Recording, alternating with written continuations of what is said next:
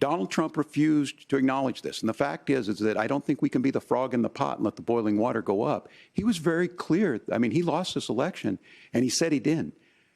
140 police officers were beaten at the Capitol that day, some with the American flag. Several later died. And it wasn't just in there.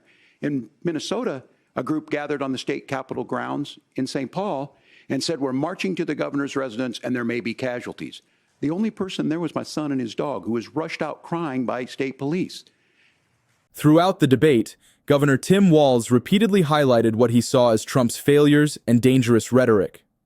One of his earliest critiques focused on Trump's handling of foreign policy and national security. Well, look, Donald Trump was in office. We'll sometimes hear a revisionist history, but when Donald Trump was in office, it was Donald Trump who we had a coalition of nations that had boxed Iran's nuclear program in, the inability to advance it.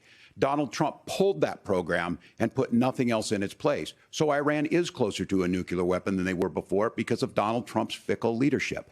And when Iran shot down an American aircraft in international airspace, Donald Trump tweeted, because that's the standard diplomacy of Donald Trump.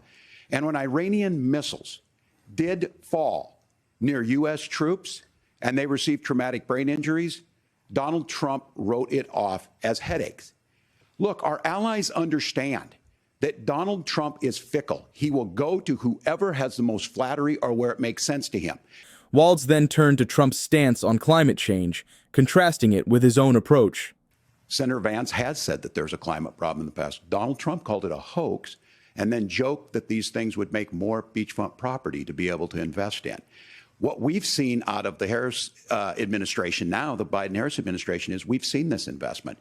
We've seen massive investments, the biggest in global history that we've seen in the Inflation Reduction Act, has created jobs all across the country. 2,000 in Jeffersonville, Ohio, taking the EV technology that we invented and making it here. 200,000 jobs across the country. The largest solar manufacturing plant in North America sits in Minnesota. But my farmers know climate change is real. They've seen 500-year droughts, 500-year floods back to back. But what they're doing is adapting, and this has allowed them to tell me, look, I harvest corn, I harvest soybean, and I harvest wind.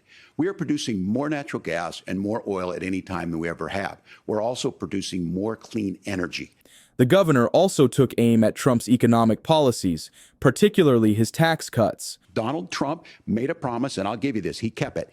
He took folks to Mar-a-Lago, said, you're rich as hell, I'm gonna give you a tax cut. He gave the tax cuts that predominantly went to the top class. What happened there was an $8 trillion increase in the national debt, the largest ever. Now he's proposing a 20% consumption or sales tax on everything we bring in.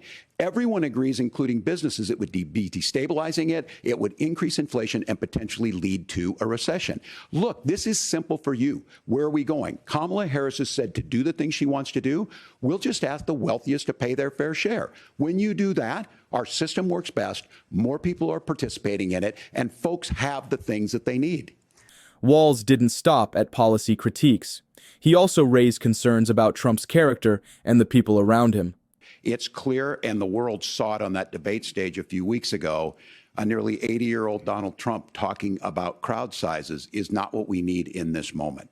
But it's not just that. It's those that were closest to Donald Trump that understand how dangerous he is when the world is this dangerous. His chief of staff, John Kelly, said that he was the most flawed human being he'd ever met.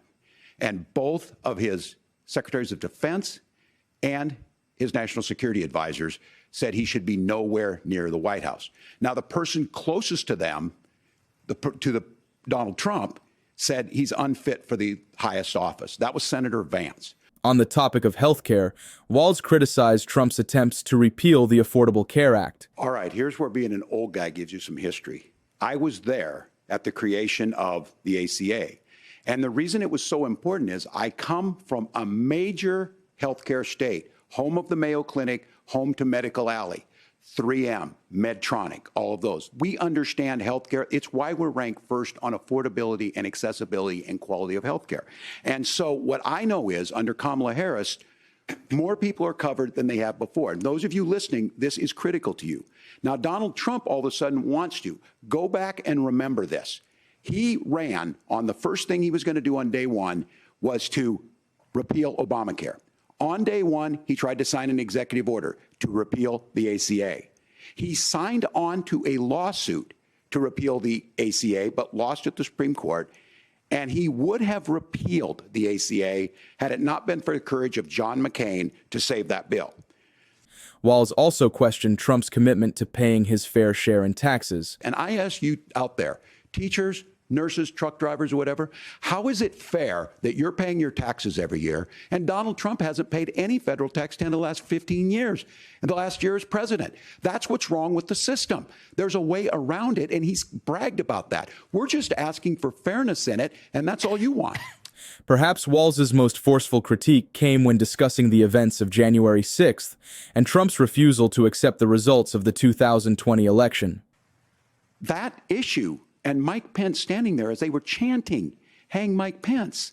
Mike Pence made the right decision. So, Senator, it was adjudicated over and over and over. I worked with kids long enough to know, and I said as a football coach, sometimes you really want to win, but the democracy is bigger than winning an election.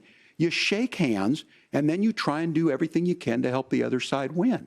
That's what was at stake here. Now, the thing I'm most concerned about is the idea that imprisoning your political opponents, already laying the groundwork for people not accepting this. And a president's words matter. A president's words matter. People hear that. So I think this issue of settling our differences at the ballot box, shaking hands when we lose, being honest about it, but to deny what happened on January 6th, the first time in American history that a president or anyone tried to overturn a fair election and the peaceful transfer of power. And here we are 4 years later in the same boat. I will tell you this, that when this is over, we need to shake hands this election, and the winner needs to be the winner. This has got to stop. It's tearing our country apart. Throughout the debate, Walz positioned himself and Vice President Harris as the antidote to what he characterized as Trump's divisive and dangerous leadership. Now, look, we all know who Donald Trump is. He's told us, and as Maya Angelou said, believe him when he told you that. His first inaugural address talked about American carnage, and then he spent 4 years trying to maybe do that. Senator Vance tonight made it clear he will stand with Donald Trump's agenda. He will continue to push down that road. Excuse me. Kamala Harris gives us a different option. Now, I'll have to tell you, I'm going to be careful about the quotes, but there's one that Senator Vance said that does resonate with me. He said, Donald Trump makes the people I care about afraid. A lot of America feels that way. We don't need to be afraid. Franklin Roosevelt was right. All we have to fear is fear itself. Kamala Harris is bringing us a new way forward. She's bringing us a politics of joy. She's bringing real solutions for the middle class, and she's centering you at the heart of that. All the while asking everyone, join this movement, make your voices heard. Let's look for a new day where everybody gets that opportunity and everybody gets a chance to thrive.